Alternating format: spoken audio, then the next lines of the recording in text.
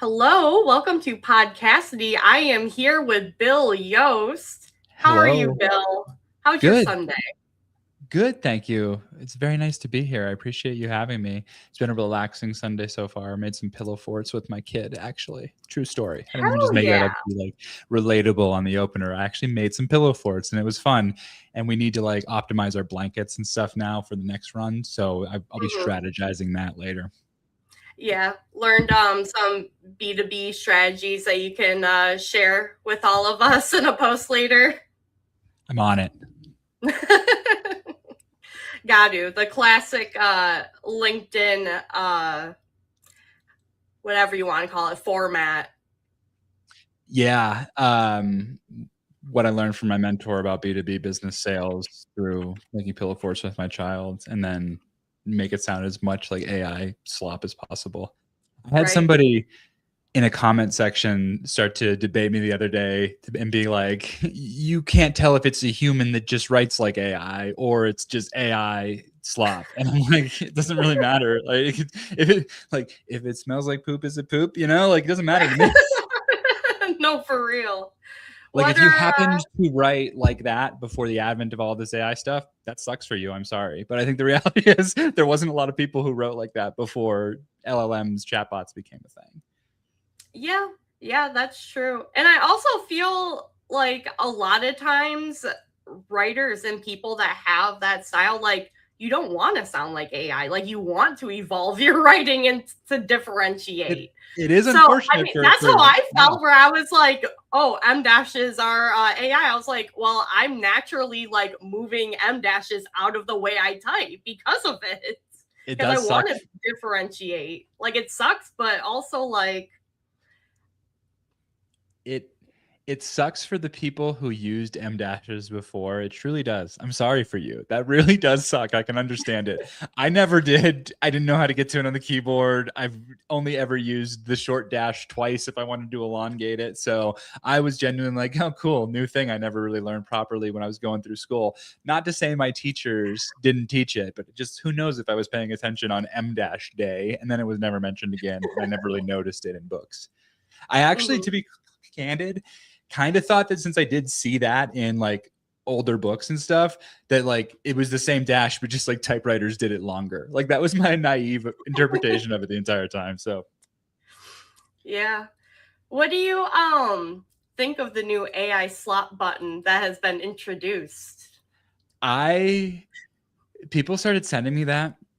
And I really relished the short period of time where I was like, I don't know if this is real or if somebody is I doing feel that so like much.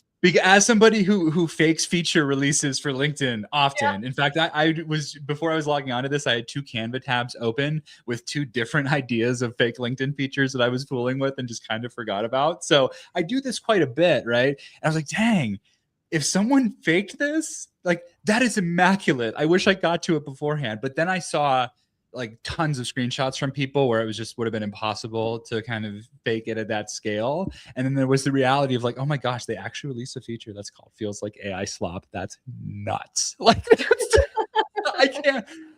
There's a lot of discourse about what it does. There was a post or something from one of the engineering people that was explaining it. There's a lot of conspiracy theories that it's just like being used to train LinkedIn's AI stuff, but I don't Ooh. know. I mean, it's I'll be honest, it's a very satisfying button to press when the post does indeed feel like AI slop. I just am surprised that it released with that name at least. But Yeah. hey, it is what it is. Yeah. No, that was like the biggest shock to me. First of all, I didn't believe it was a real thing because I didn't see it on my thing until like a day or two ago. So I was living in that blissful. I was like, this isn't Yeah. real. People are just messing with this. Like, and then I saw it, I was like, really? But There, for them to actually call it like AI slop, to use that terminology on the button, like I love I it. I just can't believe that it got through like the comms and the marketing and the legal people. Honestly, just having worked in big companies where things like this, happen at a scale. That's a, that's a very. There was probably a lot of meetings around the title of that button, and it just genuinely surprises me that the outcome landed on feels like AI slop. But hey, stranger things have happened. right. Hello to during everyone the in the week comments, calling. by the way. I was on the wrong tab and didn't actually see them loading. I was like, oh man, no one's joined. There's no comments. And now I see them literally on the screen. But whoops. Yes, we have lots of comments. We got your BFF Jason in here. Hey, I know Jason. he was super excited to see that you're coming on. And then Rob Unger is here, and K-Stu Diva. He is my emotional support diva. So I'm always very excited when I see him here. He puts Max in his place when I'm not there to do so. Okay, so can I interview you for a second? Yeah. I, Oh, I absolutely. see, very few people doing like regular LinkedIn lives. I get asked sometimes why I do my show with Morgan, and you can ask this question back to me. It's fine. But like, what's your motivation on LinkedIn Live? Right? It's a rough platform, even with like the 50-second delay. So hello everybody who's watching. I'm in the future right now because we're on StreamYard, and they don't make it easy to do it on LinkedIn Live. So like, what are you doing? Well, LinkedIn is where I have the following already. I have like the 13,000 or so followers here. I don't have a following like that anywhere else. The next closest is Yeah. like 200. And something I care deeply about is community and connecting people together. And like, there are so many, like, when I first started LinkedIn, like that feeling of loneliness and not knowing where to go and not having anyone and being able to like find avenues where I was meeting these people and like being able to like basically get motivated and be like, oh, this person is doing that. I can do that. And just getting more people in your corner. So the fact that I have been lucky enough to have people around me help me and get to this point, my whole point of doing Podcassidy is to bring people on here, show them and like introduce them on a deeper level so that people can connect with them and, you know, form those connections that basically helps me get to where I am, because people need other people and don't always know where to look. So I love that, because that was so where the followers are is motivation for myself as well. Like, we were going to do a show, we wanted to do a live or a podcast. We figured Morgan and I both had decent followings on LinkedIn, and kind of made sense there. The community element though is what I would also say, and was very unexpected. It's really nice. And we have some overlap. I see some familiar names in the comments. So hello everybody who comes from Dashboard Confessional Land as well. I think it is a unique place to kind of build this sort of community. And I asked the question because like, what number is this? 33. You're churning these out. Every time I see these in my feed, which is every time, because you and Max show up in my feed, every single time you hit the live button, it's great. I'll like click in for a second, maybe tell a joke or two, if I can. But it seems like your comment section are going nuts. It's like going nuts right now as well. So this is it's a good community that you're building here. So hello, cool people again in the comments. And I'm sorry I didn't see you already. Thanks for roasting me about that. thank you. I appreciate that. Yeah. And as much as I hate to give Max any sort of credit. Yeah, don't give him. You don't have to. You could just stop. You don't have to do it. I know, but I do have to, because he owes me credit too. So that's why it's okay. It is shared credit between us. Having someone that is like in your corner like that to grow alongside, like that really, really does help. That's fair. Because there are so many ways in which we like counterbalance each other. So it works really well having someone like that helping me too. I did laugh when I saw last night it was Max's solo Saturday, and I saw your picture in the feed. I was like, well, that's strange. And then you guys were talking about like second cousins or something. And I was like, what is happening? What did you just crash it? Or how did it go from solo Saturday to you and Max talking about second cousins and whether you can marry them or whatever was going on? Maybe that was comment section only. I shouldn't put that evil on you.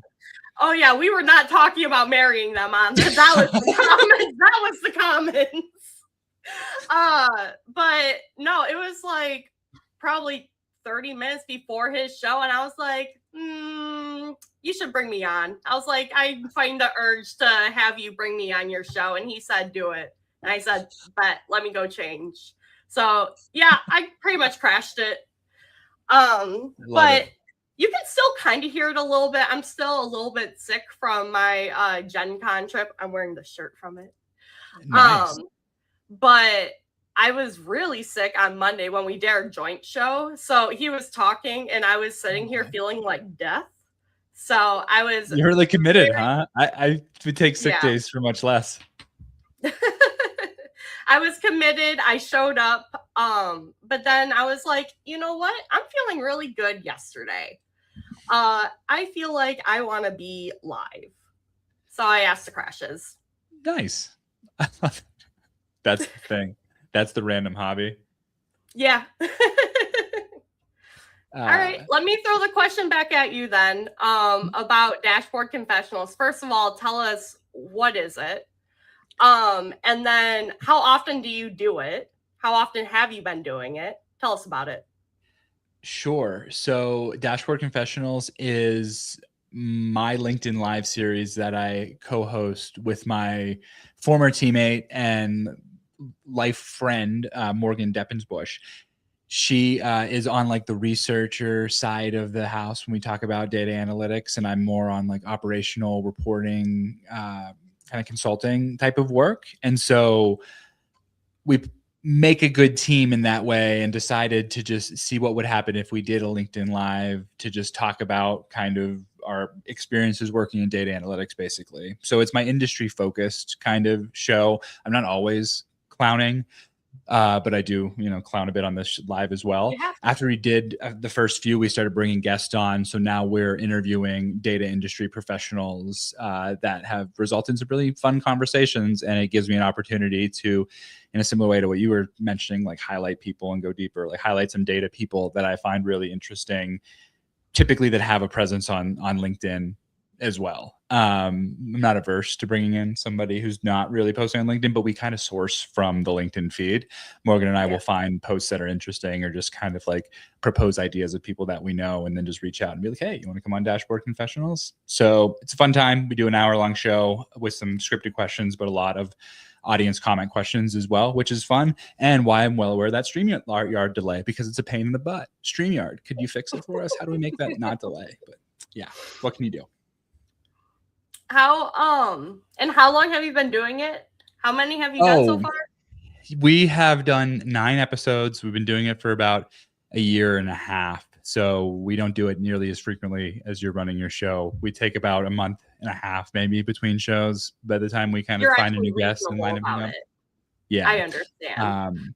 We are looking at possibly recording a live show at a people analytics conference in San Francisco for our 10th episode. So we're still working through the details of that. So it's not quite an announcement yet, but I think if we do land that, it'll be a cool way to kind of cap off the progression of the show, which I think we've gotten broader with our audience and kind of bigger with our influencer statuses, or whatever you want to call it, with the guests that we're having on. So yeah, it's fun.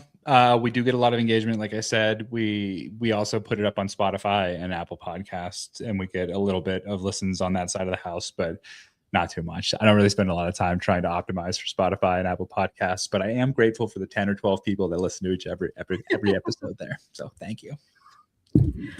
Yeah, when I think podcast, I don't necessarily think, let me pull up my Spotify and listen to one about data while I'm, going it's for a niche. job.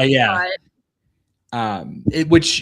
It is nice though, because I think it gives us, like, it is a very small world in that industry. So it gives us a unique platform, because not many people are like playing in LinkedIn Lives in the data sphere. So it becomes a nice little like connection point for a lot of other people. I've made a lot of interesting connections that diversify my feed in more ways than just like really good memes, which is like, all credit to Max, but I'm never going to expect like useful data analytics content from him. So it's nice to have a little bit of variety in that way too, right? Yeah, no, absolutely. He's definitely made spreadsheet jokes though. So I will say that's a little bit in his ballpark. To your credit, Max, who I don't think is watching, because I haven't seen 1,400 comments from him yet.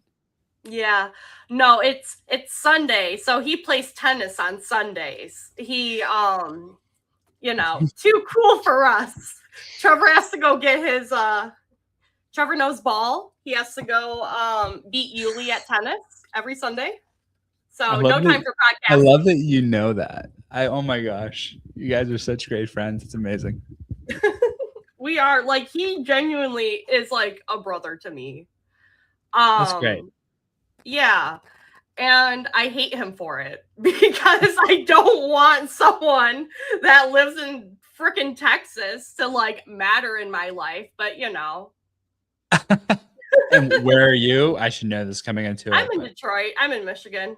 got it. Got it. I don't know. There's some direct flights. Max has funny money. He spends money on stupider things. Tell him to get you some plane See, tickets, you that's know? what I'm telling. He'll say stuff all the time about like, oh, no one offers to do this for me. Pay someone to do it. You're a lawyer. Like, why are you complaining? It's not how, but who is the saying, right? Right. Show us your really cool background. What are Okay. all these things behind you? So this over here is a color wheel visualization. You might learn about it in any art class where you want to match colors going across the wheel or do triplets of threes of colors going kind of like up, down, left, and down. And it's how you can make patterns that don't look like repulsive, because if you mix these colors in the different directions, it tends to like just not look pretty. But I loved my art classes in high school and learned about this. And when I saw this poster, just knew I needed it immediately, because I realized I use it a lot in my day job too, which is Mhm. data analytics involves creating visualizations and charts and different ways to navigate the data. And so I've referenced the color wheel considerably throughout my career as well. So it's just been like Ooh, this staple hell piece. yeah. And I thought it was a really cool poster. So I just went for it and then framed it up. And then that made the rest of this backdrop like have to come into play. Right behind my head directly, a watercolor from that art teacher. He passed away a few years ago. That's always probably going to be at the center of the wall. And the color wheel will stay, but the rest of the stuff kind of rotates. I've got Yeah. the Star Wars villains walking like the Beatles Abbey Road album cover on the back. I found it at a Mhm. local art festival, and I was like, this is freaking amazing. I need to have this. And so that becomes my backdrop. Sometimes I have some big posters for my employer, and when I'm like at work, I'll put the poster behind me or whatever. But this is my live streaming backdrop, is the Star Wars one, because I just love it so much. The lightsaber that I built at Disney World is is right in front of it. It was a fun experience. I don't know if it was worth like $270. So Oh my that's my god. review of the whole thing. It was fun, but now I just have that thing that sits on my shelf, and I'm like, oof, that was a little expensive. Does it light Some other up? just sorry. Does it light up? Is it operational at all? Yeah, it's so there's like a plastic piece for the blade that then clicks into it, and then it does light up, and it makes sounds, and it is pretty fun to swing around. I do on May 4th every year email the neighborhood. I live in a community that has like 30 homes, and we have a pocket park in the middle of them.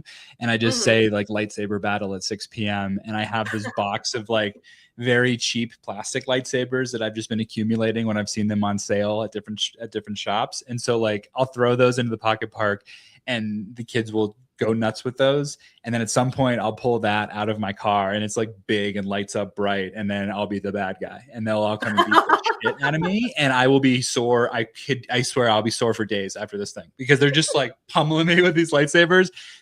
And it's fun, and I can defend myself a little bit, but there's a lot of them, and some of them are swinging for the fences. So it's fun though. I live in a neighborhood with like lots of younger kids and families, and so we can have those little fun random events with my lightsaber box that I have, which is a very odd thing to possess otherwise.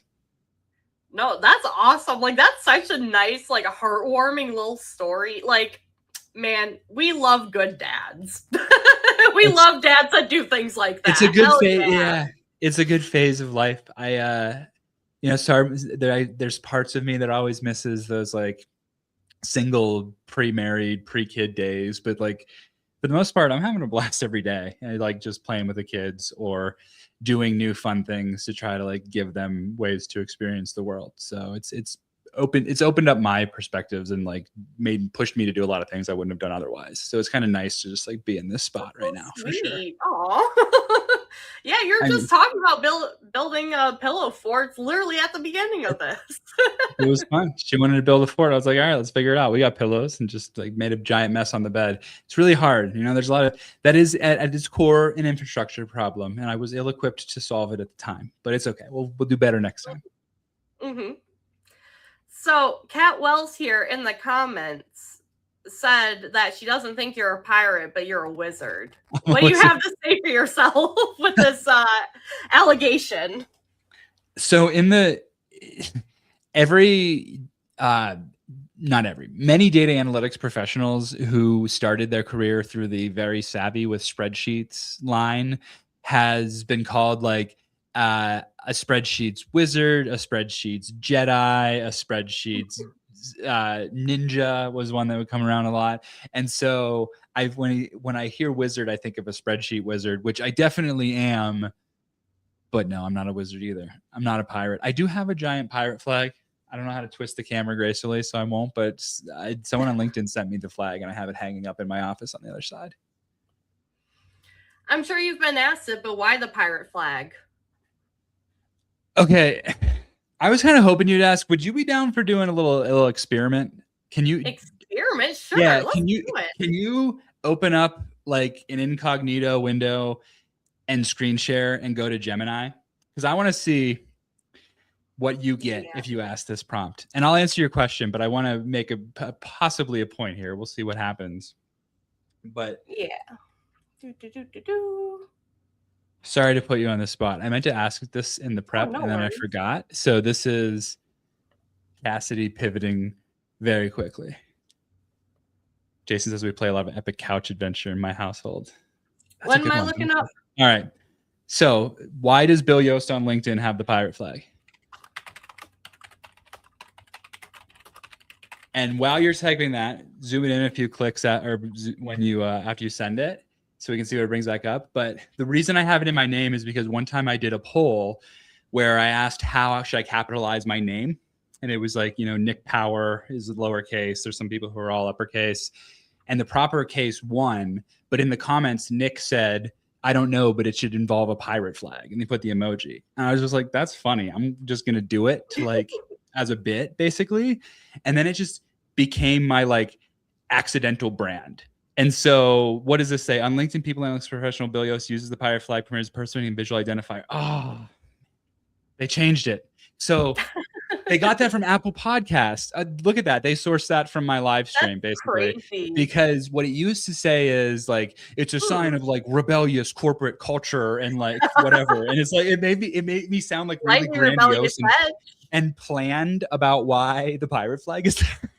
But the actual answer is Nick Power said it would be funny. And I thought so too. So now it's in there. But it has definitely become my brand in a way that like, you know, if you're on mobile, on Android at least, and I assume iPhone, I haven't tried it on the iPhone that I have, and you tag me, because the emoji is in the first position, if you hit backspace, like if you were just trying to tag someone with their first name instead, it backspaces like Bill and Yost and just becomes the pirate flag. So you can like make a pirate flag that's my clickable name if you want to. And people have like used that to sneak me as an Easter egg into comments before and stuff like that. And it's just like, oh, that's clever and a funny side effect of this whole thing. But it's also funny when people are mad at me and they're like rage commenting and they back up to my name and they're just now yelling at the pirate flag emoji, which is just funny in isolation. If you just kind of look at it, if you just screenshot it, it's like, it's basically someone middle fingering the pirate flag emoji. And that's just a funny concept.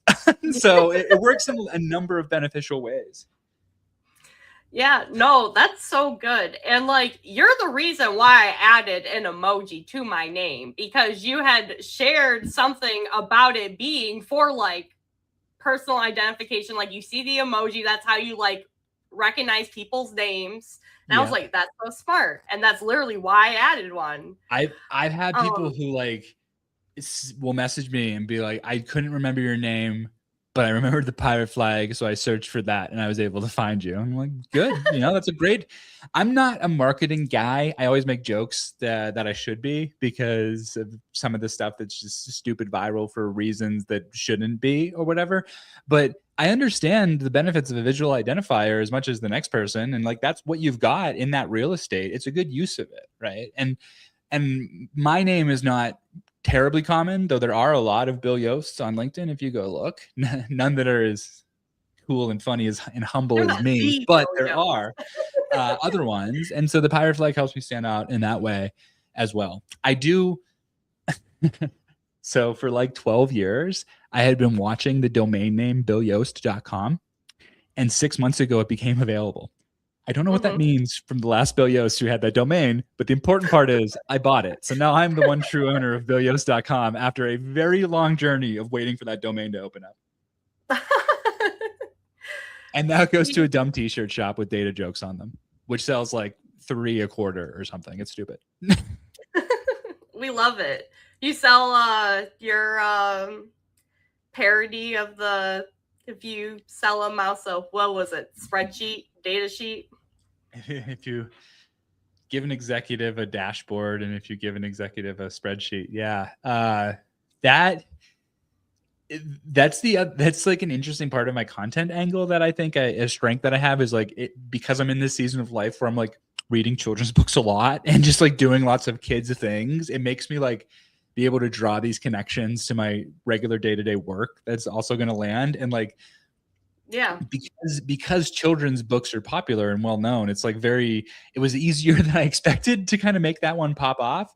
But that one was interesting because that started as an idea just in the comment section. I didn't mention this earlier, but Dashboard Confessionals started because someone made the joke in the comment section of where me and Morgan were bantering with each other that Dashboard Confessionals is the name of the podcast.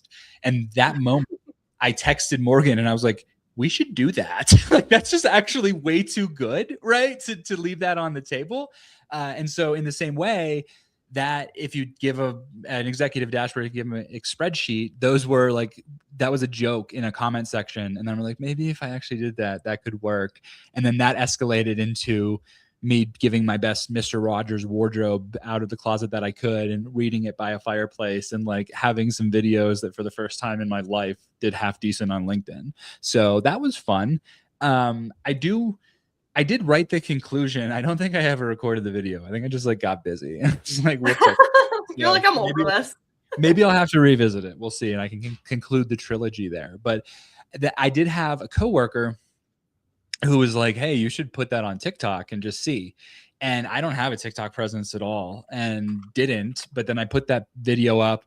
Nothing happened for like a week. But then all of a sudden I started getting texts from people who were like, dude, you're on my For You page. And I looked and the video had like over 1 million views in climbing and it was going pretty nuts. So I don't know. The algorithm just looked favorably upon me for that one.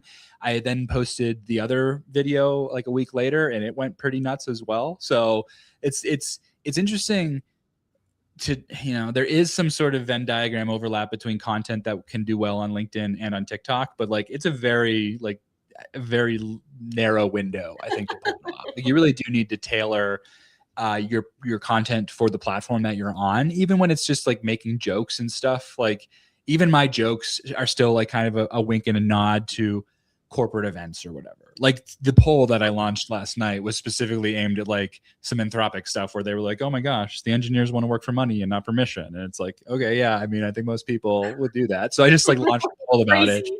And people, I think, even if people don't understand the context behind that joke and that poll, there is just like a question in the front that brings them to engage anyways. And so it's just useful to kind of lean into the more business aspects of LinkedIn when that stuff happens, because it's both business news and business question kind of related with each other. And so it is, if you might argue, content that belongs on the platform, right? So it's, I think in that then resonates well with people. Like I haven't checked that one, but it had like recently, but I think it had over 1,000 votes or something when I saw it, which is like pretty high performing poll for me. I think I've never cracked 2,000.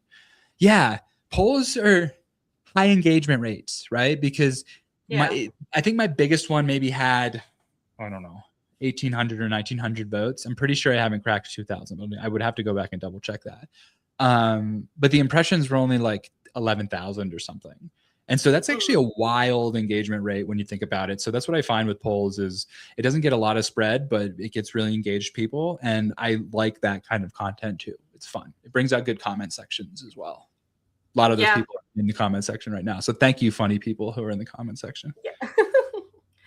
Yeah, the difference between like engagement and impressions and the way that they do not correlate together, like I can't wrap my brain around it. No.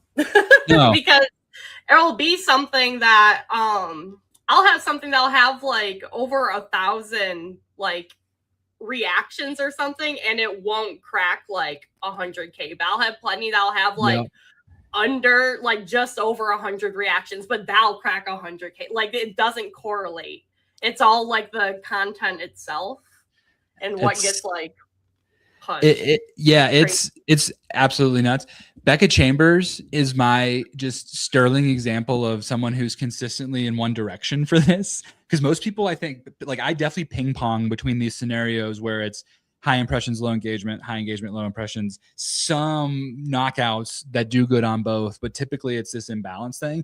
Becca always gets super high engagement, very like low or no impressions. It's laughable. Sometimes she'll have like 1,000 engagements on like 12,000 impressions. And you're just like, how is that possible? Like just explain. I don't get it. I'm looking like, my recent post is just all over the board with some of this stuff where the engagements are clocking impressions, or it's just like this, I don't know, Joey, but we have 49 mutual connections. This like screenshot satires. By the way, for everybody watching, I don't know why screenshot satires work so well, but they work really, really well.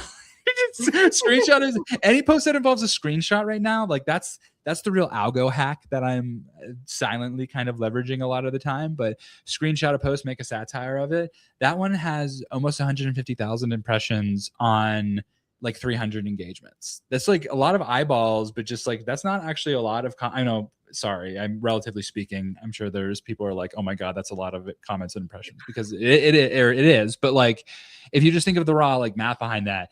That's a lot of people who saw that in their feed and didn't do anything with it.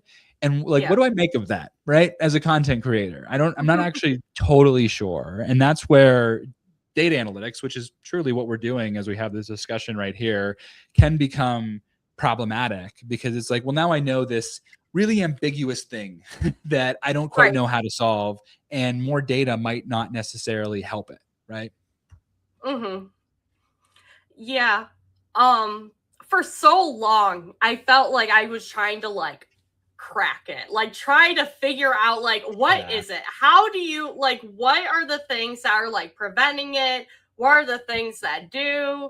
And like I gave up. I just kept posting. I can like just learned behavior, I guess, at this point. I silo it as let's just like ideas that I know will probably do like low, medium, and high, but not really knowing where things are going to fall. Like I said, screenshot, satire kind of things. If I do well on my side and write the satire where it's truly like funny, even if I can cross this threshold where like pose law comes into play and people don't realize it's satire, and then I get angry people in the comments, which is like even better. Let's go. Those kind of posts I know will do generally well if it's based on something that's of like that's kind of in the lexicon of LinkedIn discourse at the moment. Like if it's in the LinkedIn canon and I satire it, then those will do exceptionally well. And I can always kind of hang my hat on that. But then everything else is just kind of like, I don't know, like this joke could go really well, or it could explode. And I'm not really sure which. And sometimes it just feels like what mood is the algorithm is in, because like I've tried to recycle some of my posts before. I don't think I do it as much as like other creators do, because I just am thinking of stupid content ideas all the time. So I'm just like kind of pressing forward all of the time. But when I have tried to recycle some posts, it hasn't gone terribly well for me, right? Even like kind of laughably worse. And that holds for if I both just copy and paste the content basically, or if I like try to switch it up like 10 or 15%, which is what a lot of content creators will recommend doing. Neither of those really worked for me. So I don't know, maybe I'm just not good at reposting my own stuff. Yeah, I whenever I've tried to like repost something that like I did before, it always does worse. I give Yeah, up on it. I was a different person when I did that anyway. that's so true. That I was even months ago. It's not me anymore. It's not right. I will look at some of my posts from like a year plus ago and be like, oh wow. I both don't really remember posting that. And like I'm not sure if I would still post that today, but it's out there. I did it. I Right. I very rarely delete any posts just because it kind of feels like a housekeeping task. Not that I'm like actually opposed to it. I think if I was to delete a post, it's because I got like something wicked wrong, like a joke landed completely in a way that like I didn't intend and was like hurting people or Yeah. whatever. I would just like take that kind of stuff down. But otherwise, it's just like, I said the dumb thing. Dumb things out there forever. Maybe my kids will have a giggle when they stumble on my LinkedIn feed in college when they get an account. We'll see. Yeah. You think LinkedIn's going to be around and still relevant when they're at that age? I I love that you asked this. You should make this a post. I've teetered with this, asking this question for a while, or maybe I'll make it if you think it's interesting. But um, the will LinkedIn be relevant in 10 years is kind of what I always think about this as. Yeah. And because like 20 years, I feel there's like, it's easy to just be like, no. Like 20 years from now, like you don't need LinkedIn. You got something else, or people have deemed it irrelevant, or it's the enshittification process has been complete and all of the user base is gone and it's just bots talking to each other. Like that's, viable on a 20-year time span. In 10 years, like, I don't know, right? Like because it poses this question of, is there a place for or need inherently for a professional social networking platform? Or on an infinite timeline, does LinkedIn just become X, which becomes your meta feed, which becomes Instagram, and it's just all kind of bleeding into this like amorphous blob of social media? I don't know, maybe, right? But I think practically speaking, 10 years, LinkedIn probably is around in like some capacity, whether it's as relevant kind of culturally as it is now, which is baby cakes, I think, in the broad Yeah. scheme of things, but like not insignificant in like the sphere of social medias and like where people are operating when they're kind of interacting with this sort of content. I think in the absence of LinkedIn, something else would pop up that would kind of fill that void, probably. What Yeah. it looks like, I don't know. Hopefully it has a better freaking live stream delay though, but we'll see. Right. Yeah. I mean, I did make a post shared not too long ago that whoever it was, those brothers that own MySpace were thinking of bringing it back. We're already talking about it. So maybe I'd be there so MySpace fast. back, So replaces LinkedIn.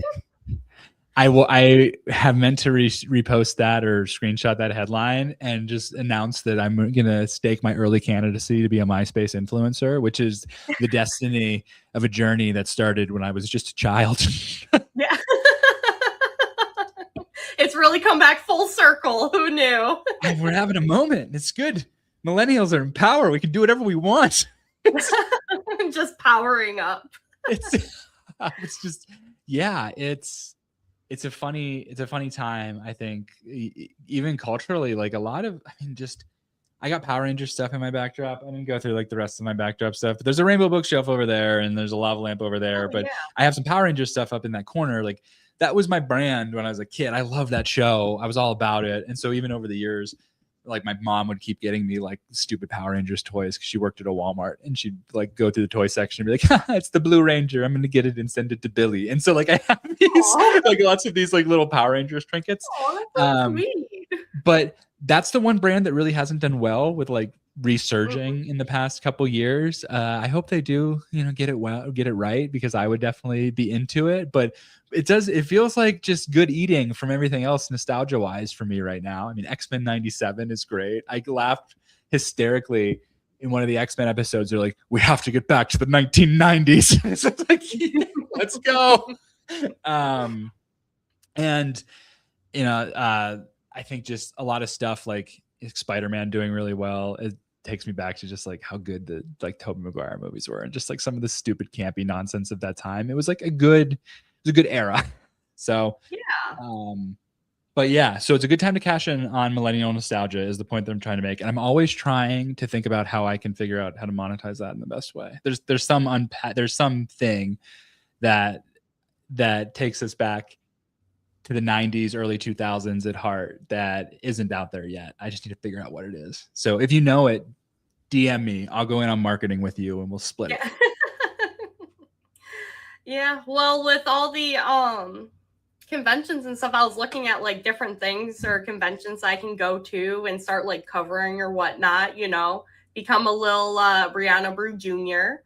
What kind of And conferences? You're talking Comic Cons?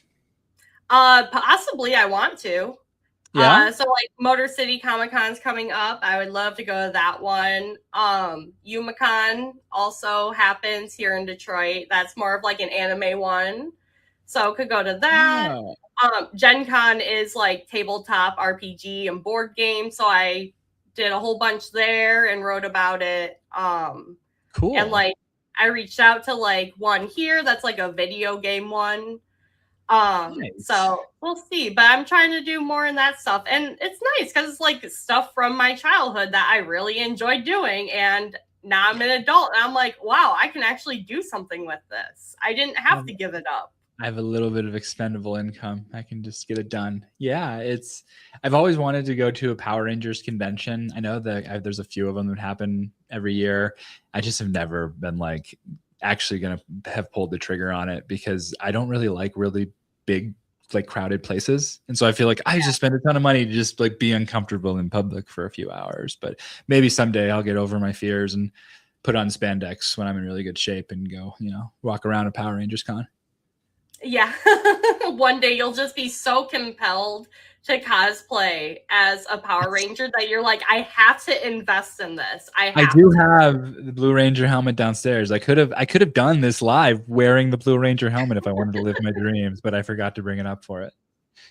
Instead, I wore the cool hat. And to answer an earlier comment, I have a lot of cool hats. Colorado, the ability to acquire cool hats is vast. And every time I see like a local business with a cool hat, I just like kind of buy it. So I've got some nice ones. I had to just get rid of a lot because I had a ton of overflow and you can't really wear all the hats. So at some point you got to make the hard decisions and part with them. Well, I think you need to talk to my husband and tell him that then because he owns over 400 of them. Why? That's just too much. That's too much decision making. He is like addicted to them. He's obsessed with them. And he has more hats than there are days in the year. And I was like, this is ridiculous. You can't even wear all of your hats in 1 year. Like I had to like lay down the law and be like, there cannot be another hat that enters the space. I am going to lose my mind. But it's like funny. His thing. So I would like to see the hat collection. I'll send you pictures. But yeah, the closet behind me, the whole thing has like that would be actually coats of them. I'm pretty sure you can't where they are. That you can't put an image with a poll, and I sometimes regret that. I wish it was a thing. In this circumstance, you could take a picture of the hat setup and be like, "What do you think of this?" And the options could be like, "Looks good," and then just this skeleton emoji could be the options, or something that's just like off, whatever. I don't want to say. I don't want to get us flagged by LinkedIn, but just like an end me sort of option. That would be good. I think I need to start just messaging LinkedIn my future requests. Why can't I put a picture in a poll? Those things can coexist. How many times I've wanted to do that? It's been you could recreate the moments like the dress, right? Like Exactly. We are missing out on key cultural milestones that we could be creating. We are being held back by LinkedIn. I need you to get in touch with the people. For your very discerning comment section, I need to know if this is a good post idea or not. So there was this Twitter poll in like 2018, 2019 that went stupid viral. That was simply, do you wash your legs in the shower? Yes or no? And it went stupid viral because it was breaking 50-50 and people were like, what?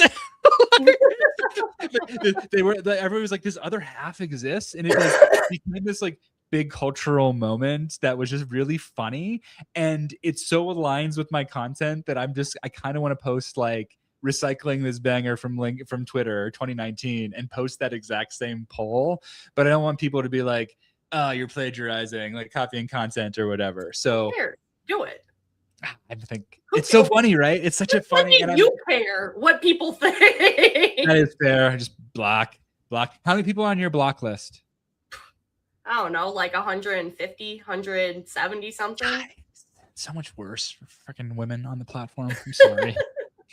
I have a lot of jerks that have come my way. I'm only like 80 or something the last time I checked. So yeah, I'm typically like, well, I don't know what percentage of them are the like trick where I see somebody who plagiarized something. Sometimes people will comment me into it, and I'll be like, basically, hey, you're a jerk. You plagiarized this, and then comment it, and then like it, so it gets a little bit of boost up the list, and then block them because then they can't delete the comment. And it's like the most savage burn that you could put on somebody. But also for me, I'm like, this guy's just plagiarizing content.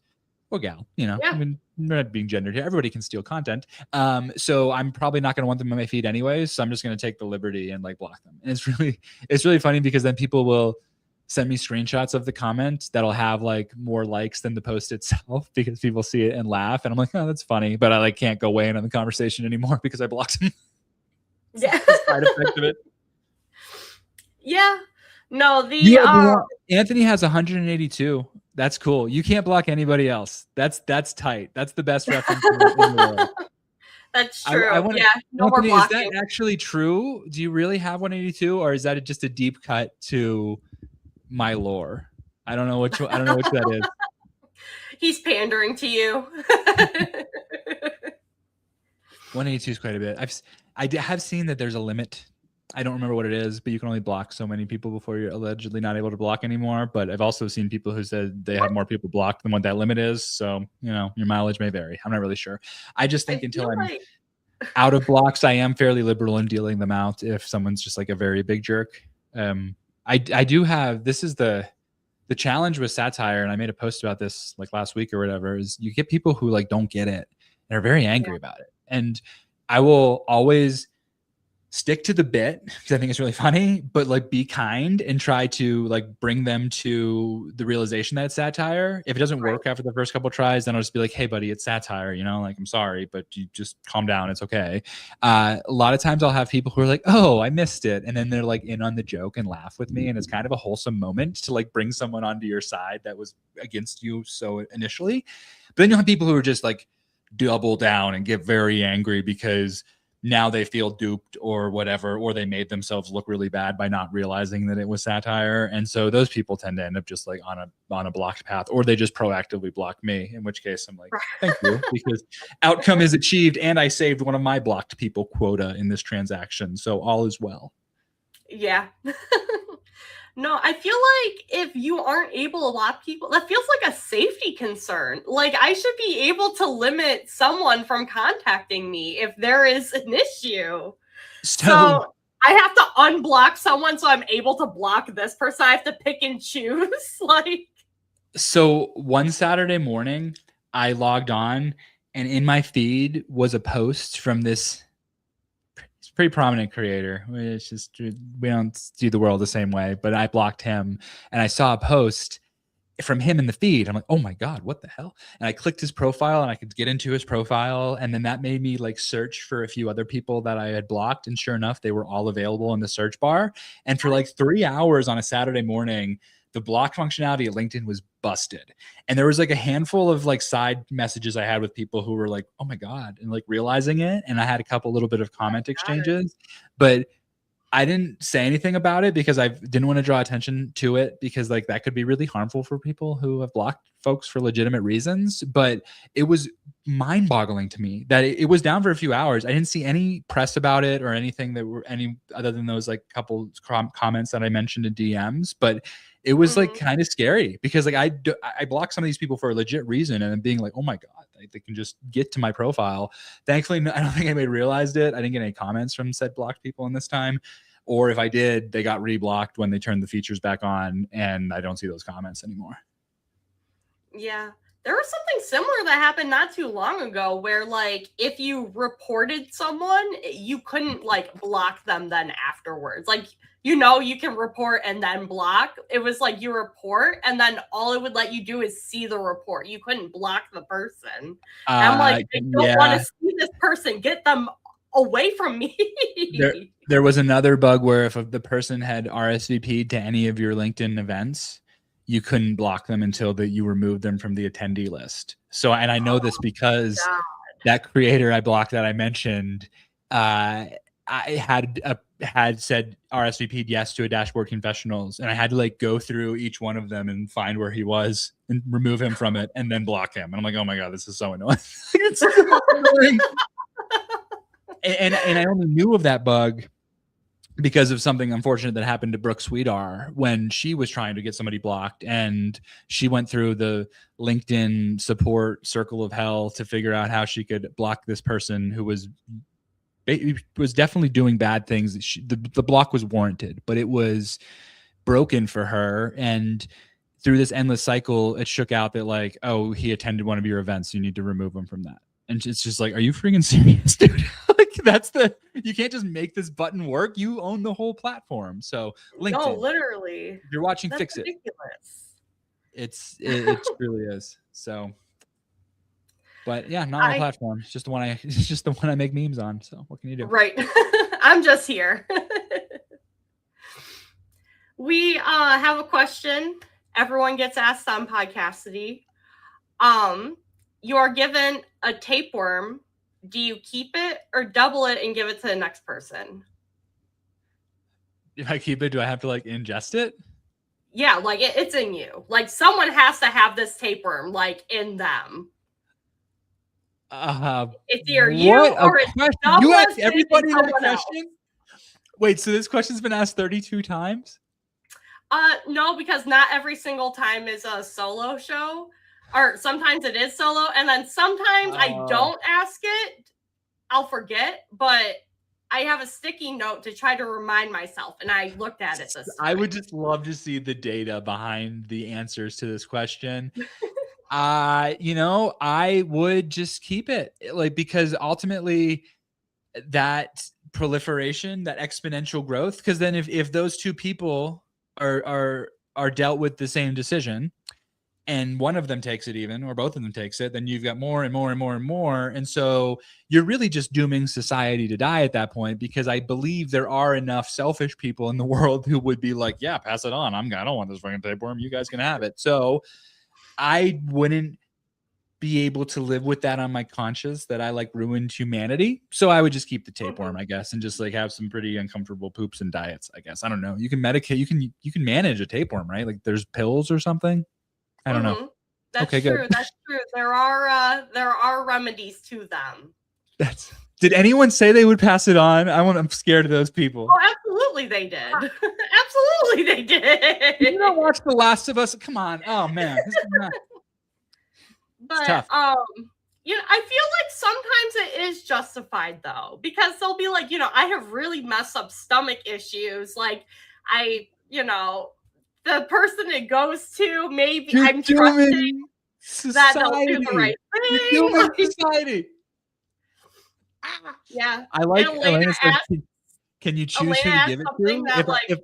If I could direct it at my enemies, maybe I would consider it. That's an important caveat. That should be the follow-up that you add to that question, is like, and if so, and would it change your answer if you could choose who to target the tapeworms to? There you go. That's usually what people end up asking. They ask, can I choose who it goes to? There's definitely people I would send a tape. If there was like a send a tapeworm service, I would, there's people I would pay for that service. Watch out, Brooke. Not ashamed to admit it. Yeah.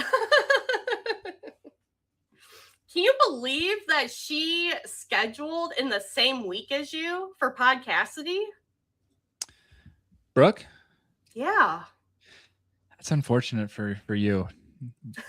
Really. Unfortunate for me? You have such a good show, and you're going to bring Brooke onto it. That's tough. No, I'm just kidding. Brooke is fun to tease on the feed.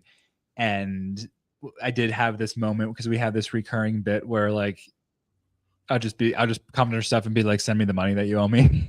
Yeah. or she'll like send me Venmo requests and then screenshot the Venmo request and post that and be like, Bill owes me money. And I had someone message me and was like, yo, I looked at that Brooks profile. Like, does she really owe you money? That's tough, man. And I'm like, oh, no. It's good. Like, we're friends. It's fine. Like, we're just and it made me realize, like, no, if you're not in on the lore or the bit of the history of that, it could appear on the feed that I'm literally just like, give me money back to the person on whatever post that she's making. Yeah. No, And I love seeing that. It's so funny. And I love when there's creators and little those friendships. The lore that is built within LinkedIn that you know because you just been around. It's crazy. So I really started posting regularly in like March of last year. So I'm kind of just rounding the corner on a year and a half of doing it regularly. And it's fortunate and unfortunate to say that the majority of people that I talk to that aren't my immediate nuclear family are LinkedIn people at this point. Like, I have a group chat with Nikki and Allison and Becca that's just going off at all hours, like with just like funny LinkedIn stuff that we're laughing about. I'll talk to Bree and Brooke semi often. I miss you, Nick Power. I know you're not watching, but we used to hear from him a lot more often. But he's got 4 kids, so it's probably tough to just like goof off on a Discord. But I have a number of just text message exchanges with like David Smoke, some other folks that are just like really kind, wholesome friendships from people that like I would not have had otherwise. So it is a great way to just meet some good folks on LinkedIn. And that was another reason like I wanted to come on here, since it's like seems like you're growing that kind of good community that I wanted to like be at least adjacent to, right? Seems like a good place to hang out. So it's been a good, like, earnestly wholesome experience. A lot of this, not all of it, because I've made some enemies too. Like, let's not be real. A number of enemies, probably more than I'm like a 1%er on like people who have made enemies on LinkedIn. It's just a matter of scale at this point. But for every like bad interaction, I probably have 10 or 15 good ones, maybe even 20, right? The ratio is still really strong and makes the net result of it kind of worth it, right? Because I get the like, what are you even doing on the platform, or what's the point? And it's just like, I just think it's kind of fun to interact on there, make some jokes, see if a stupid funny idea I have while walking the dogs could potentially spin off into a viral moment, which has happened a number of times. So it's just like a fun little mini game kind of thing that I'm playing. Maybe someday I'll need to monetize that following in some way, or figure out how I could, sustain some of my livelihood on it. But for now, like I'm good with my W-2. So it's just more of a fun pastime for me. A weird, I would say esoteric, I acknowledge, pastime, but it is fun. Right. Well, at the same time, like, it's kind of the same reason why, I kind of started building up my following and whatnot. I did have a job. Missed that. But Yeah. I knew that from my first layoff, I was like, well, I can't trust a company. So I'm going to keep, working, but I have this, I'm trying to build this just in case something happens. And then something happened. So now I'm at the point where I'm like, okay, well, I've been building this for this reason. Sure. So yeah, it's fun. I can't argue. It's a great safety net to have, right? You never know. And there's a lot of stories of like really cool influencers who hit these exact same situations and were managed to spin their solo stuff off into something that probably surpassed what they were going to do with that crappy pre-layoff job anyways, right? And so, I hope that works for you too. You can launch Podcassidy to the moon, and then you can, buy a yacht, the Podcassidy yacht, where you can fly people in and record all of these live or whatever it is. But it's tough still, right? I do acknowledge that having a regular in good standing W-2 job gives me a little bit of leeway to make more on the edge sorts of content than what a job seeker might. And I recognize that I have that privilege, right? And I try to wink and nod to it when I can. But to me, it feels like withholding the content. I'm not going to be out here being like, oh, my content, cures cancer or whatever, but just like withholding it because other people aren't in the same position to deliver it as me feels like a bit of a disservice, because then nobody gets to like enjoy it. And there's the people Yeah. even who aren't in a position where they can post some of that stuff that might see it, and it might lift them up or make them giggle or make them, kind of feel better in a bleak spot. It's not going to change their employment circumstance or whatever, but it's a tough place to be. And if I can bring them a smile in that case too, like the sum total of all that compels me to continue to like post the things. That said, I'm still in HR properly. Like my day job is under a human resources VP, right? So I kind of know like where the line is, and I'll step up to it, but I'm careful not to go past it because I don't want to ruin my brand or do something that's going to like get me in actual trouble at work. Those are two avoid at all costs sort of circumstances. Right. Well, it's give and take with everything. You can't post every single thing that you want to post ever because you do have this role that you have to, be cognizant I've made of. posts that get backspace really, really hard because I'm like, I can't do that. That's too risky. I wish I could sometimes. I guess that's the benefit of social media, where you have an avatar and a pseudonym, right? That doesn't allow you to be identified with your employer. But this is the price we pay for these checks and balances sorts of approaches, where people can't send the really harmful things in my direction and or do things that would risk their professional career. That does provide some meaningful frame like guardrails in an internet culture that can quickly go get ugly, right? As we can see on a number of other platforms. So it's the price we pay. That's the tax. I'm good with that. Like, and I haven't found a shortage of, let's say, quote unquote, above the belt jokes to deliver to. I feel like there's a lot of like good content that you can do that isn't kind of punching down or making enemies at the same time. Yeah. I mean, if you have to do that for your content, then like you need to search for some happiness and like go find a hobby because it's just not good. You made it through the hour. Oh, doesn't your workplace demand your whole attention? I do. I work during the workday. Like I'll often make a post in the morning when I'm walking my dogs, answer some comments for a little bit, like right before breakfast. But then I log on and I'm just like in it for the day. Maybe I'll answer some comments at lunchtime or whatever when I step out to take a walk. But then I basically will jump back on LinkedIn kind of like after my daughter's bedtime. So, and this is like, I don't ever like, my full-time job is my full-time job. And so I don't want there to ever be like the appearance that I'm not doing that. I just, I do post a lot, and the LinkedIn algorithm serves up content in mysterious ways. So like, because of that, it can look like I'm on there all the time. But that's just a consequence of how the feed is serving you stuff. You can kind of see even the gaps in my posting when I'm posting regularly multiple times in the day that kind of fit those windows. And then otherwise, I try to be really cognizant of separating my LinkedIn persona from my professional life one, because I'm never want to be construed as a spokesperson for my company when I'm making just funny jokes on LinkedIn. And that's kind of the understanding I have with my manager and leadership about the whole presence. Yeah.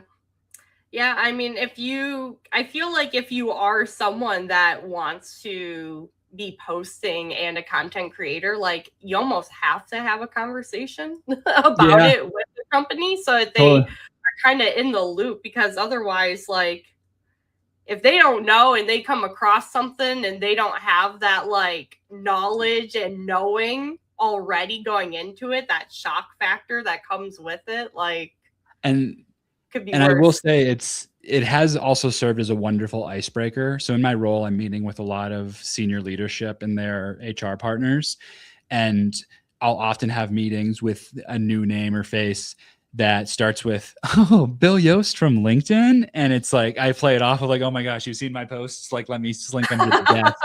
But it becomes a very effective icebreaker then, right? And that has happened a number of times now. And I'll also get some like very kind Slack messages from people who are just like, "Hey, I see your post on LinkedIn. I'm admiring you from afar," kind of stuff. And it's just like, nice. Like, so it helps me build my internal network in a unique way as well and serve as a good icebreaker. Interesting. I love that. No, that's good. And especially like when you work at a larger company too, where you can't possibly know every single Yeah, person. Like that's also nice. it Um, really is. I didn't consider that.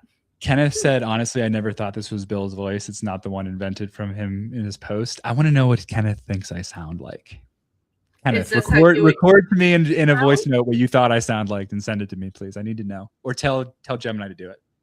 Yeah. No, don't do it. Don't waste the water on that. Just do it. Do your own voice note. Come on. Get AI out of this. Come on, Kenneth. Do better. You made it through the whole hour. I'm proud of you. More proud. Oh, I read Ambreen's comment the wrong way at first. And I got really scared, but it's a good thing. It's a nice thing. Thank you. That's very kind of you to say. I should say, like, I do. My LinkedIn posts are always kind of doing a bit, right? I'm always kind of doing this more brash, just I'm the biggest thought leader, big head person kind of approach, because I'm kind of lampooning that actual kind of archetype that exists on LinkedIn. Mhm. Yeah. I have told people, like, I'm still a good guy to get a beer with. Like, we'd be okay. Like, it's not, I do often, have to de-escalate in the same way that I have to explain satire in comments. Like, I'll have to de-escalate and be like, hey man, I'm just like doing a thing here. It's not, I don't actually think I'm the world's greatest data analyst. In fact, I'm like far from it, but I have absolutely posted a number of times about like how I'm the best and number one thought leader data analyst person on LinkedIn. And it's not just because I think it's so funny. But I concede that sometimes, satire and bits like that might not translate well if you have the context, if you don't have the context, and also like it's through text. So, you can always lose nuance that way as well. So that's an occupational hazard, I'll say. Yeah. That's honestly what helps me a lot with like hate comments or things like that. I'm like, this person doesn't know like me. They don't know the context, or like they haven't seen these 12 posts that I've made where I was roasting Max and understand that I'm just kidding here when I make fun of his in isolation, head. any one of those posts do look alarming. Yeah, it's fair. I should be better about this too, but like one of the things that the LinkedIn gurus preach that might be of some validity is doing the like reintroduction post every so often, because like your network is growing, and your last introduction post, whenever you did it, was probably only shown to a small percent of your followers anyways. So like that sort of repetition does help build your brand from people just being like, who the hell is this person who shows up? Like, I know there are a ton of people who follow me who do so for the jokes and the satire and stuff, and actually don't know that I do people analytics. I'll get messages sometimes from people who are like, oh, I didn't even know you were employed, because I'm definitely like, I'm separating that corporate persona in a big way, right? Intentionally, but also my content is kind of weird and just like on the margins anyways. And so people are like, wait, what? Like this sounds like the ramblings of an unemployed person or something. I can see that. I can see that from your content.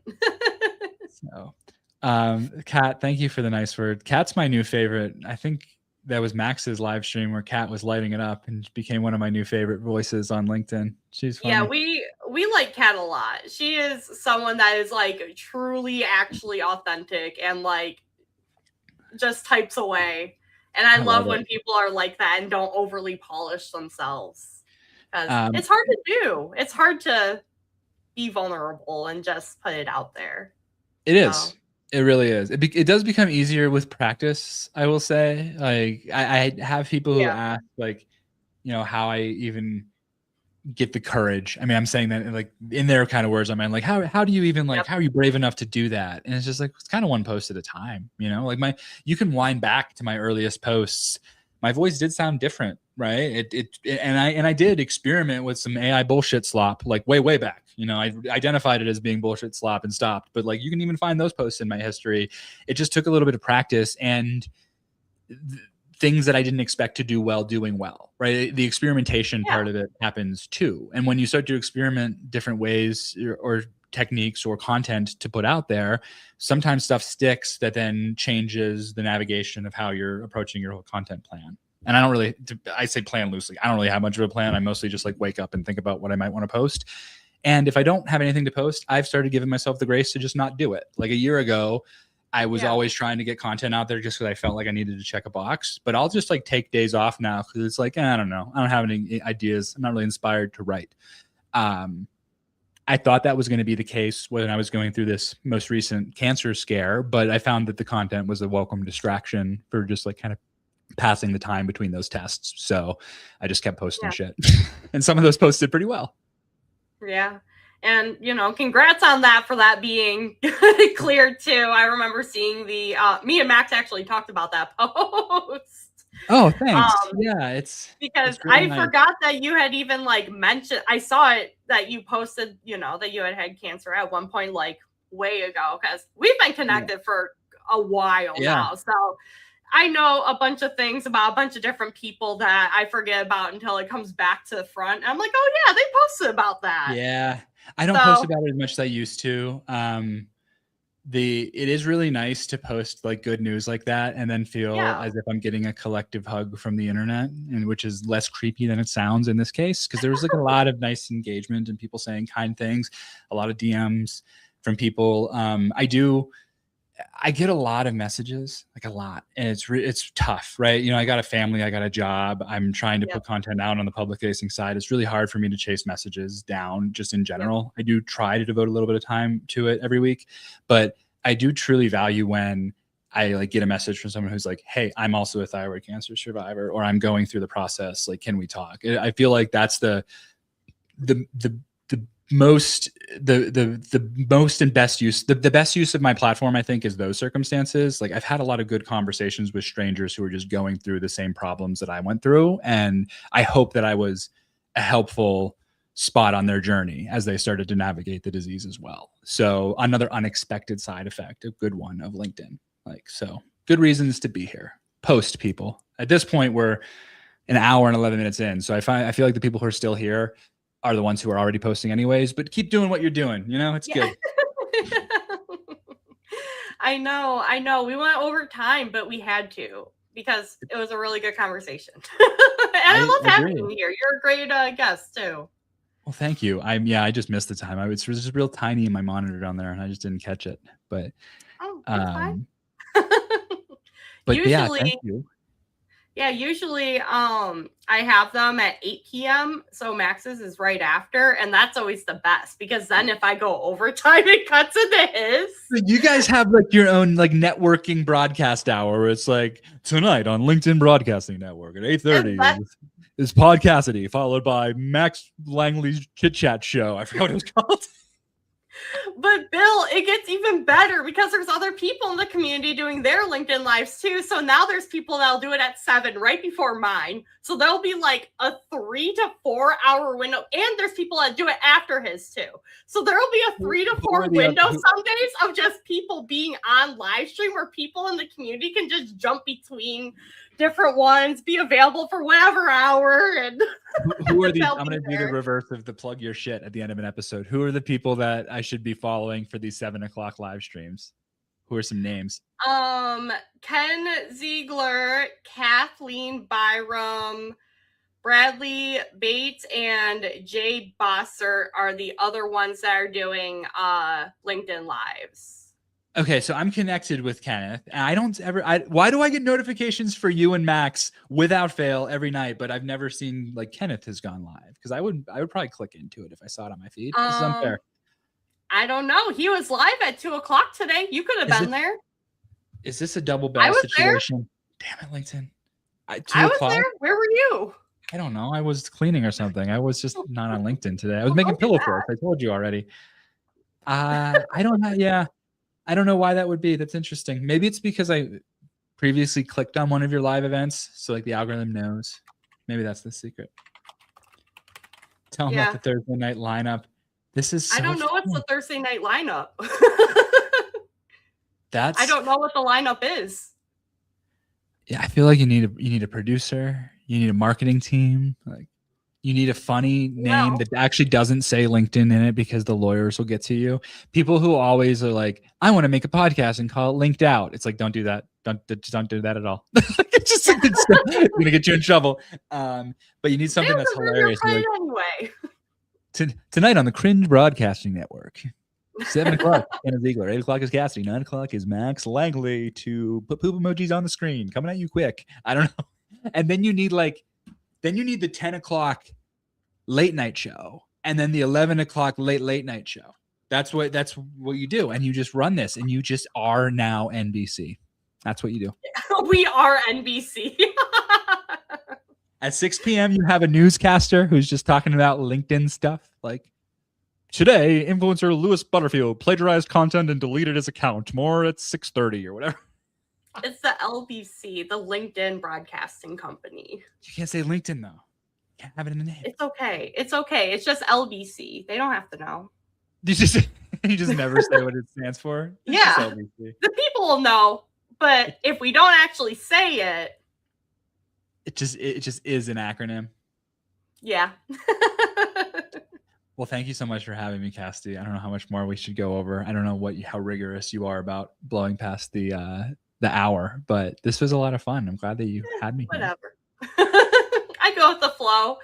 People are here. People are chilling, and unless you had something that was like, I needed to be off this right at time, I was happy to go over the little bit. No worries. Yeah. I'll get back to parenting at some point. It does seem like someone in the comments raised their hand to be producer, but in StreamYard, they are LinkedIn user. So I don't know who that is. That is Anna Claire. All right. Claire in Discord, her name is Miss Cheese. Cheese being the cheese emoji. So we just call her Cheese. But no, she's like a legit producer in Australia. Get the Discord together and start blasting it off. Do it Thursday and Friday nights before you can get to a 5-night-a-week schedule. Invest heavily in green screens and fancy production clothing. You can make it be a whole thing. It'd be a big deal. Thanks, Chase. I read my kid those books in a lot of different voices. Chase said my voice range is impressive. I've been practicing a British accent, but it's really, really bad. But it is fun to just like read children's books in that way. And my kid will be like, read it as a Brit. I'm like, all right, let's go. I love that. What are your closing thoughts? Boy, the feels like AI slop button is something that I wish I could apply in my real life job. I am working with, people are using it for like presentations in a way that I can kind of identify the hallmarks of an AI generated slide deck now too. And it always involves like these like really convoluted, like generated iconography that they're putting on there. And it's all just like so much that I'm just like yearning for the days when it was just 3 bullet points on a black background with white text. So if I could change one thing right now, feels like AI slot button on things that annoy me at work. Other closing thoughts are cookies are available at cookiesworthsharon.com. You can go buy some. They're delicious. Maybe when I repost this, I will put a cookie code up or something as well, if anyone wants a discount. And you should be posting and active on LinkedIn. I think it's a good place to be. I think if you're watching this in whatever medium, maybe does this just go up on the live later? Do you put this on Spotify or anything? It is streaming to YouTube and Twitch, and it was on Instagram, but Instagram stops it at the 1 hour mark, like exactly. So it just like, Yikes. But I had no idea. Today I learned. Well, if you're still on here, I appreciate you being here, and thank you for all of the joy that you bring to my LinkedIn feed, because I know a lot of the people that are commenting are folks whose posts I are enjoying in the feed as well, which is probably the algorithm working as intended. So on the rare moment, I'm going to say kudos, LinkedIn. Thank you for having a half decent algorithm, but also your blocking functionality is fucking awful. Yeah, literally. And I'll have cookies for Sharon at my door, I think tomorrow. Max ordered them on live yesterday to me. Oh, did he really? Yeah. I didn't even see the email. Interesting. Oh, thanks, Max. That's amazing. So, I was hoping they would be here, so in the middle of you talking, I could just be like eating your mom's I gotta cookies send Max a on thank you. stream.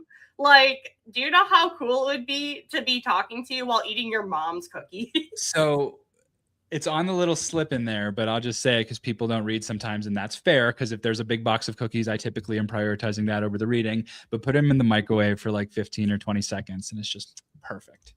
Oof, got it. Perfect. Well, thank you so much for coming on to Podcassidy. This was truly wonderful. I appreciate you going overtime a little bit too. Yeah, my pleasure. Thank you, everyone that came and commented. Appreciated you for staying over as well. Yeah, if you're not connected or following Bill, you need to be. He is very, very funny. You need to get these cookies. I will obviously review them when I get them. Oh, please. I would be honored. I do love it when people post stuff about it in the feed. Like that's another unexpected but wholesome outcome of being on the platform is the people who are like, I got these cookies. I'm going to record a video. And it's like, yeah, let's go. I love some organic marketing. I don't even know what I'm doing. I'm just a fake business owner, basically. But, yeah. Perfect. Well, next, I'll be on Chit Chat Show tomorrow, and the next Podcassidy is Wednesday at 8. But yeah, everyone have a great rest of your weekend. See ya.